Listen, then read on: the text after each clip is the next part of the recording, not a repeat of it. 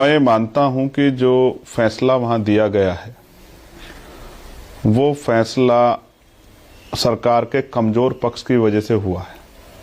अगर सरकार मजबूती से अपना पक्ष रखती और सरकार की कथनी और करनी में फर्क नहीं होता तो फिर वहां स्टे नहीं होता। अगर हम फैक्ट रख पाते कि 118% की वृद्धि और ये प्रयास करते बताने का कि आप ही के द्वारा कहा गया था रोहित वेमुला और डॉक्टर पायल के केस में कि इस पे सख्त कानून जो है बनने चाहिए, तो गाइडलाइन ही बनी है ना। तो अभी तक उस तरह कोई मामला नहीं है। कोई कानून ऐसा है जिसका दुरुपयोग नहीं हो सकता। जब उसका प्रयोग होगा तो उसका दुरुपयोग भी होगा। तो अभी तक तो इस मामले में तो कुछ हुआ ही नहीं था अभी तक, तो फिर किस आधार पर स्टे हुआ। कई बार ऐसा लगता है ना, मेरा पर्सनल व्यू ये है कि जातीय भेदभाव को लीगलाइज कर दिया गया इस फैसले के आधार पर। मैं ये कह सकता हूं जहां इस तरह के मामले जाते हैं जिसपे अभी तक कोई मामला ही नहीं आया है, क्या इस यूजीसी गाइडलाइन के बाद कोई एक मामला कहीं दर्ज हुआ है? अभी तो इक्विटी कमेटी नहीं बनी है। कानून ऐसा है जिसमें फॉल्स केस ना रजिस्टर्ड हुए, इसमें तो रजिस्टर्ड ही नहीं हुआ भाई कोई। मैंने तो मांग की, अगर आपने देखा हो, ध्यान दिया हो, तो ये तो केंद्रीय विश्वविद्यालय हैं। मैंने तो मांग की कि आईआईटी में, एनआईटी में, आईआईएम में, मेडिकल कॉलेजेस में, एम्स में, जितने भी वर्क प्लेस हैं, कृषि विद्यालयों में, तमाम टेक्निकल यूनिवर्सिटी में भी इक्विटी कमेटी बननी चाहिए और ऐसी कमेटी बननी चाहिए जिसपे किसी का ऑब्जेक्शन ना हो। आप सभी साथियों को क्रांतिकारी नमो बुधाय, जय भीम, जय भारत, जय संविधान। मैं रमन और आप दिख रहे हैं अध्यात्म पावर। साथियों, यूजीसी के नए नियम को लेकर जिस तरह से देश भर में बवाल मचा हुआ था, कैसे साथियों आपने देखा कि प्रधानमंत्री नरेंद्र मोदी के पुतले फूंके जा रहे थे, यहां तक कि उनको गंदी गंदी गाली दी जा रही थी, तेलिया जैसे शब्दों का इस्तेमाल किया जा रहा था। हाँ, तो साथियों तब हो गई जब देवरिया में प्रधानमंत्री नरेंद्र मोदी को ऐसी ऐसी गालियां दी गई कि हम आपको सुना भी नहीं सकते हैं। खैर, उनको गाली देने वाले कोई और नहीं थे, या वही लोग थे जब कभी प्रधानमंत्री नरेंद्र मोदी को अपना भगवान समझते थे। कभी ये कहते थे कि जो राम को लाए हैं हम उनको लाएंगे, हर हर मोदी, घर घर मोदी, मोदी है तो मुमकिन है। लेकिन अचानक में इनके नारे कैसे बदल गए साथियों, कैसे जिंदाबाद की जगह पर मुर्दाबाद नारे लगाने लगे। साथियों, बस यूजीसी ने ये कर दिखाया। यूजीसी का नया नियम जो अभी लागू हुआ था, अभी पूर्ण रूप से प्रैक्टिकल के तौर पर इसे देखा नहीं गया, लेकिन जैसे ही ये नियम सुनने में आया, जितने भी जातंकवादी, सामंतवादी विचारधारा के लोग थे सड़कों पर उतर आए। साथियों, हद तो तब हो गई जब इनके समर्थन में कांग्रेस के लोग भी पहुंच गए साथियों, और यही से कहीं ना कहीं इनको एक टॉनिक का काम कर गया। कुल मिलाकर कांग्रेस वाले खोज रहे थे कि कोई मसला मिले, कोई मुद्दा मिले कि हम बीजेपी को घेरें, और इससे बढ़िया साथियों कांग्रेस वालों को क्या मौका मिल सकता था। बस क्या साथियों, कांग्रेस ने अपनी पूरी टीम सीधे मैदान में उतार दी और सवर्णों के साथ में हो गई। यहीं से कहीं ना कहीं गेम बदल गया और सुप्रीम कोर्ट को झुकना पड़ा। आपको बता दें साथियों कि यूजीसी के नए नियम पर सुप्रीम कोर्ट ने रोक लगा दिया है, और साथ ही साथ सुप्रीम कोर्ट ने आदेश दिया है कि अभी 2022 वाले नियम ही लागू रहेंगे। सुप्रीम कोर्ट ने 19 मार्च 2026 तक केंद्र सरकार और यूजीसी को नोटिस जारी करके जवाब मांगा है, यानी अगली सुनवाई 19 मार्च को होगी। आपको बता दें साथियों कि सीजेआई सूर्यकांत ने नियमों पर रोक लगाते हुए पूछा कि क्या हम जाति विहीन समाज की तरफ बढ़ रहे हैं या पीछे जा रहे हैं। हमने देखा कि हॉस्टल में छात्र एक साथ रहते हैं, नए नियमों से अलग हॉस्टल बन जाएंगे, ऐसा नहीं होना चाहिए। इस बीच जस्टिस बगाची ने भी कहा कि समाज और देश में एकता के लिए काम करना चाहिए। सीजेआई सूर्यकांत ने कहा कि हम सरकार से जवाब लेंगे, ऐसी परिस्थिति से कुछ लोग लाभ ले सकते हैं, एक विशेषज्ञ कमेटी बनाई जा सकती है। तो साथियों आपको बता दें कि सीजेआई सूर्यकांत के बेंच द्वारा यूजीसी के नए नियम पर रोक लगा दी गई है। अब साथियों इसको लेकर आपको बता दें कि तमाम जितने भी सवर्ण समाज के लोग हैं काफ़ी खुश हैं। उनको लग रहा है कि सवर्णों की जीत हुई है और कहीं ना कहीं भाजपा सरकार की हार हुई है और सुप्रीम कोर्ट की हार हुई है। लेकिन साथियों, क्या आपको लगता है कि ये जो हार हुई है भाजपा की हुई है, ये हार मोदी की हुई है, या फिर सुप्रीम कोर्ट मजबूरी में आकर ये फैसला कहीं ना कहीं सवर्णों के पक्ष में सुनाया? लेकिन साथियों, सवाल यहाँ पर यह खड़ा होता है कि क्या सुप्रीम कोर्ट सवर्णों की है? क्या ओबीसी और एससी एसटी समाज के लिए कोई जगह नहीं है? एक तरफ जो एससी एसटी समाज के लोग और ओबीसी समाज के लोग खुशी मना रहे थे, जिनको लग रहा था कि प्रधानमंत्री नरेंद्र मोदी पहली बार ओबीसी वर्ग के लिए और एससी एसटी समाज के लिए कुछ काम किए हैं। अचानक में कैसे मोदी हार गए, कैसे भाजपा हार गई और कैसे सुप्रीम कोर्ट सवर्णों के आगे झुक गया। आज सवर्ण समाज के लोग खुशी मना रहे हैं, कहीं ना कहीं उनको लगता है कि ये बहुत बड़ी जीत हुई है। और इधर ओबीसी और एससी एसटी समाज के लोग शांत हैं, उनको लग रहा है कि हम हार गए हैं। लेकिन साथियों, ये हार कैसे हुई, इसको भी आपको जानने की जरूरत है। जो आपके नेता हैं साथियों, खास तौर से बहुजन समाज पार्टी की मुखिया बहन कुमारी मायावती, जिन्होंने पहले तो ट्वीट ऐसा किया था जैसे मालूम पड़ रहा था कि इन्होंने यूजीसी के नए नियम का समर्थन किया है। आखिर बहन कुमारी मायावती का पहला ट्वीट क्या था साथियों, पहले आपको मैं बहन कुमारी मायावती का पहला ट्वीट सुनाता हूं। देश की उच्च शिक्षण संस्थानों में जातिवादी भेदभाव के निराकरण या समाधान हेतु विश्वविद्यालय अनुदान आयोग यूजीसी द्वारा सरकारी कॉलेज एवं निजी यूनिवर्सिटियों में भी इक्विटी कमेटी यानी समता समिति बनाने के नए नियम के कुछ प्रावधान को सामान्य वर्ग के केवल जातिवादी मानसिकता के ही लोगों द्वारा इसे अपने विरुद्ध भेदभाव व षड्यंत्रकारी मानकर इसका जो विरोध किया जा रहा है, तो यह कतई भी उचित नहीं है। जबकि पार्टी का यह भी मानना है कि इस प्रकार के नियमों को लागू करने से पहले अगर सभी को विश्वास में ले लिया जाता तो यह बेहतर होता और देश में फिर सामाजिक तनाव का कारण भी नहीं बनता। इस ओर भी सरकारों व सभी संस्थानों को जरूर ध्यान देना चाहिए। साथ ही ऐसे मामलों में दलितों व पिछड़ों को भी इन वर्गों के स्वार्थी व बिकाऊ नेताओं के भड़काऊ बयानों के बहकावे में भी कतई नहीं आना चाहिए, जिनकी आड़ में ये लोग आए दिन घिनौनी राजनीति करते रहते हैं। अर्थात इन वर्गों के लोग जरूर सावधान रहें, यह भी अपील। तो यहाँ पर बहन कुमारी मायावती ने कहीं ना कहीं यूजीसी का समर्थन किया था और उन्होंने ओबीसी और एससी एसटी समाज के लोगों से अपील किया था कि आप स्वार्थी और जातिवादी मानसिकता के नेताओं से दूर रहें। अब बहन कुमारी मायावती ने किनको इशारा किया था ये आप लोग समझ सकते हैं। लेकिन साथियों, इसके बाद आप लोगों ने शायद उम्मीद नहीं की होगी कि बहन कुमारी मायावती भी पलट जाएंगे। आपको बता दें साथियों कि सुप्रीम कोर्ट ने जैसे ही यूजीसी के नए नियम पर रोक लगाई, उसके बाद बहन कुमारी मायावती भी पलट गई।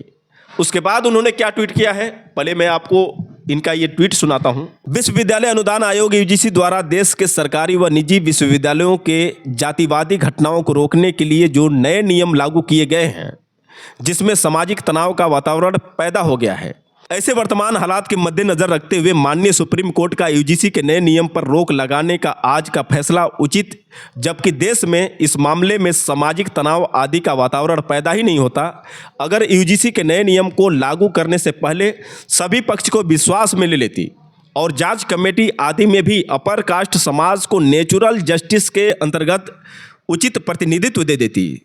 तो साथियों, यहाँ पर बहन कुमारी मायावती ने सुप्रीम कोर्ट के इस फैसले को सही बताया है और साथ ही साथ उन्होंने कहा है कि जो ओबीसी और एससी एसटी समाज की बात आई थी उसमें कहीं ना कहीं अपर कास्ट के लोगों को भी शामिल करना चाहिए था।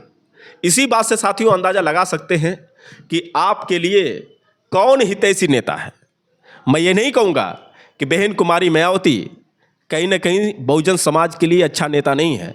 बहन कुमारी मायावती का बहुत ही योगदान है साथियों। लेकिन साथियों, किस तरह से बहन कुमारी मायावती भी, जैसा कि उन्होंने पहले ट्वीट किया था उसके हिसाब से आपने दूसरा ट्वीट भी देखा, कैसे बहन कुमारी मायावती भी पलट गई। कुल मिलाकर साथियों, सभी को वोट की जरूरत है, सभी को अपनी सत्ता की जरूरत है और सत्ता के लिए कुछ भी कर सकते हैं। जैसा कि साथियों आपको बता दें कि यूजीसी के नए नियम को लेकर कांग्रेस और समाजवादी पार्टी भी समर्थन नहीं की। समर्थन किसने किया, तो सिर्फ भीम आर्मी चीफ चंद्रशेखर आज़ाद ने, जो अब तक यूजीसी के नए नियम का समर्थन कर रहे हैं। आपको बता दें साथियों कि सुप्रीम कोर्ट के द्वारा यूजीसी के नए नियम पर रोक लगाने के बाद Bhim army chief Chandrashekhar Azad news 24 के एंकर मानव गुप्ता से बातचीत के दौरान उन्होंने अभी तक भी सुप्रीम कोर्ट के नए नियम का समर्थन किया है। आखिर भीम आर्मी चीफ चंद्रशेखर आज़ाद मानव गुप्ता से बात करते हुए क्या बोले, पहले आप इनकी बात सुनिए, उसके बाद हम सीधे आपसे बात कर रहे हैं। मैं मानता हूं कि जो फैसला वहां दिया गया है वो फैसला सरकार के कमजोर पक्ष की वजह से हुआ है। अगर सरकार मजबूती से अपना पक्ष रखती और सरकार की कथनी और करनी फर्क नहीं होता तो फिर वहां स्टे नहीं होता। अगर हम फैक्ट रख पाते कि 118% की वृद्धि, और ये प्रयास करते बताने का कि आप ही के द्वारा कहा गया था रोहित वेमुला और डॉक्टर पायल के केस में कि इस पे सख्त कानून जो है बनने चाहिए, तो गाइडलाइन ही बनी है ना।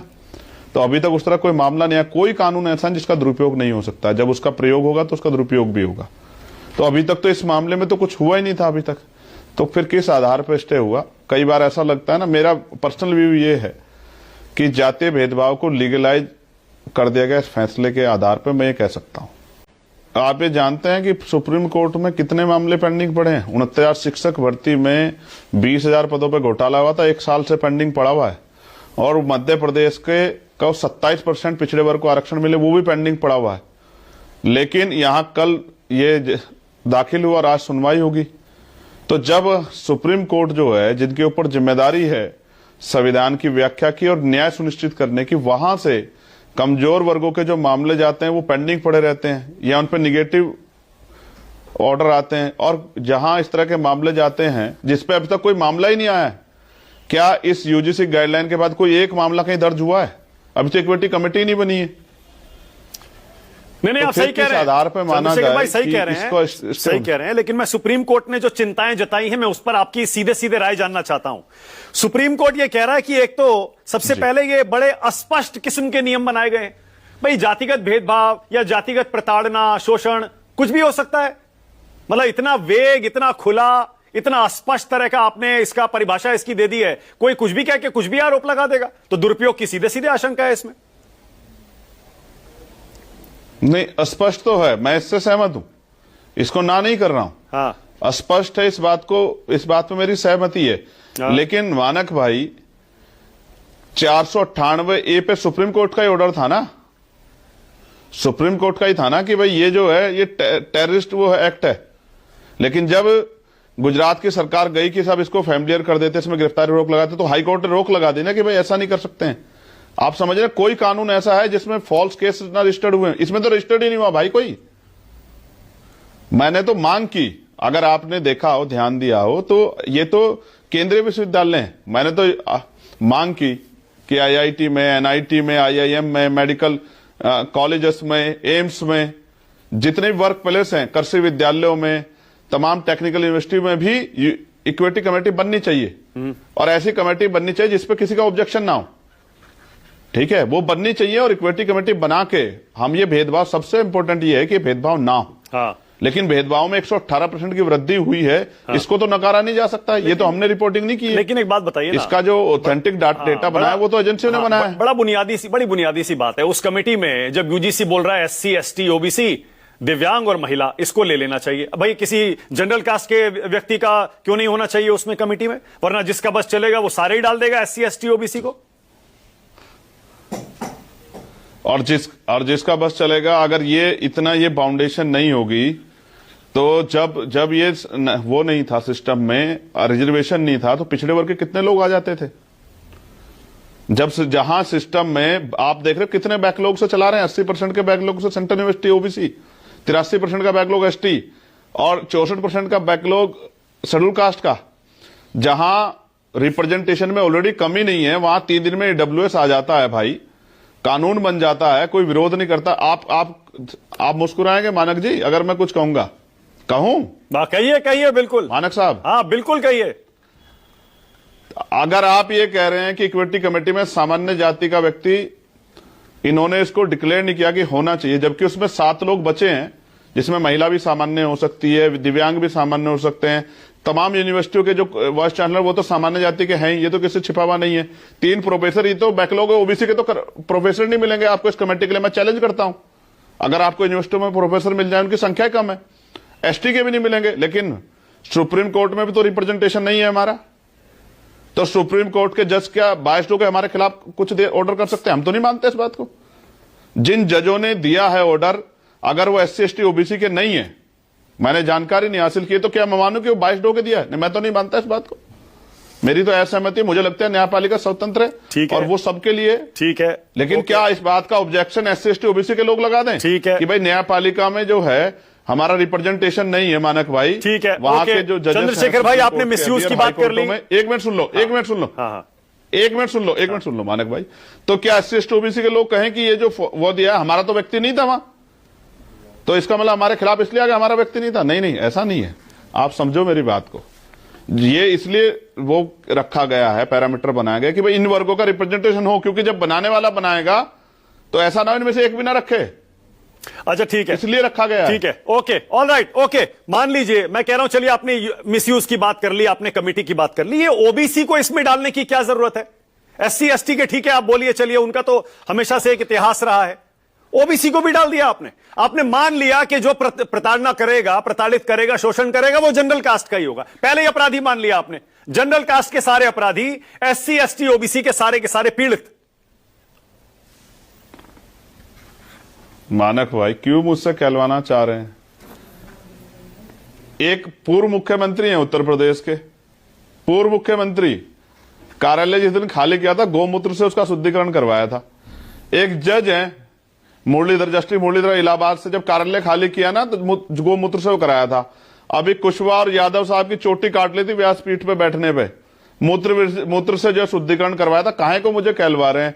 क्या गांव से लेकर और सब तक खुलेआम एक डिप्टी चीफ मिनिस्टर है उत्तर प्रदेश के, सैन सविता समाज को नव्वा कह रहे थे।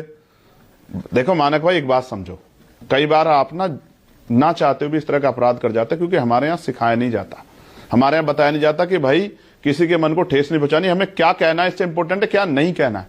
आप समझे मेरी बात को? मैं किसी को अपराधी नहीं घोषित कर रहा हूं, लेकिन मैं आपको ये कहना चाहता हूं कि भाई जिनका कोई एक केस बता दो आप पिछले 10-12 साल के स्टडी में कि दलित पिछड़े वर्ग के बच्चों ने सामान्य जाति के बच्चों को जाति के आधार पर भेदभाव, शोषण किया, आप बता दो आपके उसमें आया। अच्छा, एक काम करिए, फिर एक काम करिए, ठीक है, आप एक काम करिए, फिर आज आप कह दीजिए चंद्रशेखर आजाद, आप कह दीजिए कि ओबीसी ने कभी भी एससी एसटी का शोषण नहीं किया। नहीं, एक सेकंड, अब आप क्लियर कर दीजिए, आप बोल दीजिए ओबीसी ने कभी एससी एसटी का शोषण नहीं किया। पहले मानक भाई मेरी बात सुनो। मानक भाई, जब तक आप मेरी बात नहीं सुनोगे तब अब आप सवाल मुझसे कहोगे कि फिर आप चंद्रशेखर जी मोदी जी की तारीफ करके कह दीजिए कि ये किया उन्होंने। मैं ये बात बिल्कुल कह देता, अगर 12 साल में उन्होंने इस 80% रिप्रेजेंटेशन को, बैकलॉग को पूरा कर दिया होता, अगर उन्होंने सरकारी संस्थान भेज के आरक्षण को खत्म ना किया होता तो मैं कह देता। मैं कह रहा हूं, मैं कह दूंगा, अगर वो पार्लियामेंट में बिल ले आए मैं बिल का समर्थन करूंगा। जो बिल, जो गाइडलाइन बनी है उस पर आप बिल बनवा दो, तमाम जो है वर्क पैलेस पे, मैं इसका समर्थन करूंगा, धन्यवाद दूंगा मोदी जी का। एक बात, वो बैकलॉग पूरा कर दें स्पेशल ड्राइव चला के, मैं उनका धन्यवाद करूंगा, स्वागत करूंगा उसका। बैकलॉग चला के इसको पार्लियामेंट चल रही है अभी कर दे। और मैं आपको बताता हूं, सुनना चाहते हैं हम सरकार कितनी देसी है? आप सुनिए फिर। 1 फरवरी को जगतगुरु सतगुरु रविदास महाराज की जयंती है। पूरे देश दुनिया में उनके मानने वाले लोग रहते हैं। अभी तक सरकारों ने अवकाश घोषित नहीं किया। पिछली बार मैं लड़ा था तब जाके एक दिन पहले अवकाश घोषित किया था, एक दिन पहले, 12-12 घंटे पहले। और दूसरे धर्म का धार्मिक आयोजन होता है तो अधिकारी जाके पैर दबाते हैं, हेलीकॉप्टर से फूल बरसाए जाते हैं, उनके लिए लाइटिंग लगती है, व्यवस्था होती है, सफाई होती है। तो मैं पूछना चाहता हूं कहां से देसी सरकार हमारी? अगर होती तो 25 करोड़ से ज्यादा आबादी मानने वाले, जहां खुद प्राइम मिनिस्टर जाएंगे, आप देख लेना, बनारस जाएंगे प्राइम मिनिस्टर और बड़े बड़े नेता, हो सकता है चीफ मिनिस्टर पे जाए। अभी तक अवकाश घोषित नहीं किया। क्यों नहीं किया? अच्छा, ठीक है, क्योंकि हमारी धार्मिक जो है आस्था से किसी को कोई फर्क नहीं पड़ता। ठीक है, इसलिए कह रहा हूं आप बैकलॉग भरवाइए ना। अच्छा ठीक है, ओके चंद्रशेखर भाई, मैं फिर से पूछ रहा हूं, तो ये क्लियर कर दीजिए, आज कह दीजिए कि ओबीसी के जाति में जो लोग हैं उन्होंने कभी एससी एसटी वालों का शोषण नहीं किया, उनको प्रताड़ित नहीं किया, सिर्फ जनरल कास्ट ने किया है। बोल दीजिए। नहीं, बिल्कुल नहीं। इस बात को, गलत बात को मैं क्यों भर दूं?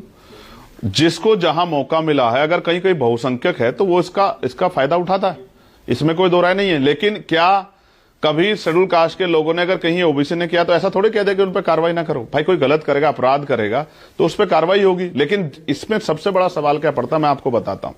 बड़ा अच्छा सवाल आपने कर दिया, आपने इक्का फेंका है तो अब आप सुन लो, तो रूप से उसकी काट क्या है ये भी आप जान लो।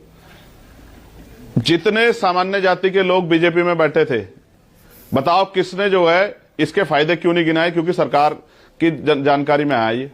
जैसे आप कृषि कानून पे गिनाते, 370 पे गिनाते, 3 तलाक पे, जो आपसे जिनको आप जानते भी नहीं थे उन पे गिनाते थे।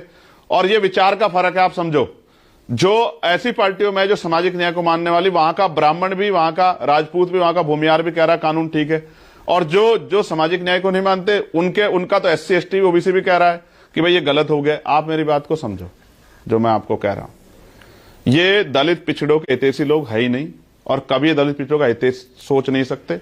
मैं आपको बहुत जिम्मेदारी से कह रहा हूं। मैं आपकी दाद दे रहा हूं, पिछड़ों के लिए सबसे मैं आपकी दाद दे रहा हूं, मैं आपकी तारीफ करना चाहता हूं। मानक भाई, एक सेकंड रुकिए, मैं आपकी तारीफ करना चाहता हूं, रुकिए ना। मानक भाई, एक सेकंड। अच्छा बोलिए। मानक भाई, एक सेकंड, इसके बाद करना। मैं आपको मौका दूंगा। वैसे कहते हैं मीडिया में अगर कोई तारीफ आपकी कर लेना तो समझ लो कि आपका बस समझ लो क्या होने वाला। हमारे यहाँ तो चौधरी चरण सिंह जी कहते थे मीडिया आपकी तारीफ करो, मान लो आप बिक गए।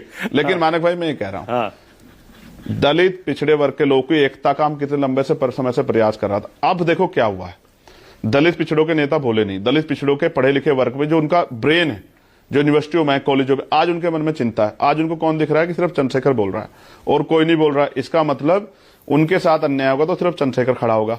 और आप इस बात को भी बहुत गहराई समझो, आज जो चुप्पी है, मैं सामान्य जाति के उन नेताओं का धन्यवाद करूंगा जिन्होंने अपने समाज के लिए, जो कभी हुआ भी नहीं अपराध, उसके लिए वो सड़कों पर उतर के आए, उनको बधाई।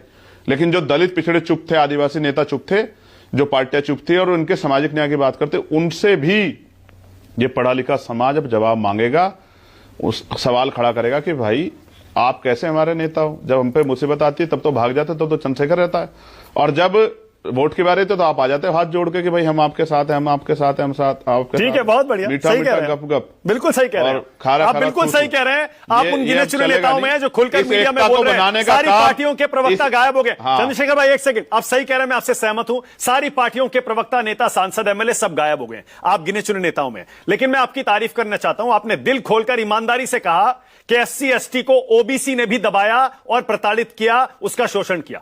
अगर ऐसा है तो ये यूजीसी के नियमों में, बिना जाने, रुकिए बिना जाने, जो जान गया वो तो भाई मानता है, भाई से ज्यादा। अरे सवाल तो सुनिए, यूजीसी के नियमों में एससी एसटी के साथ ओबीसी को क्लब कर दिया गया है भाई साहब। उधर सिर्फ जनरल कास्ट ही प्रताड़ित कर सकता है। अगर ओबीसी के किसी छात्र ने एससी एसटी छात्र को प्रताड़ित किया तब क्या करेगा वो? आपका सवाल हो गया? हाँ, सवाल हो गया आपका? हाँ, या अभी सवाल रह रहा है जैसे आप रोक रहे थे बीच में? मैं ये कह रहा हूं, कोई अगर अपराध करेगा तो उसके अपराध पे कार्रवाई करने के लिए पूरा सिस्टम है।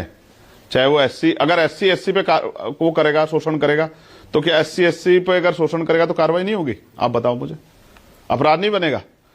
अगर कोई एससी किसी के एससी की हत्या कर देगा या उसको जो है और नुकसान पहुंचा देगा तो कार्रवाई नहीं होगी? मानक भाई, एससी एसटी ओबीसी ये एक ही परिवार है। जो लोग समझ गए हैं वो एक दूसरे के साथ खड़े, जो नहीं समझे हैं वो एक दूसरे पे अन्याय अत्याचार भी कर रहे हैं और मोहरे भी बन रहे हैं।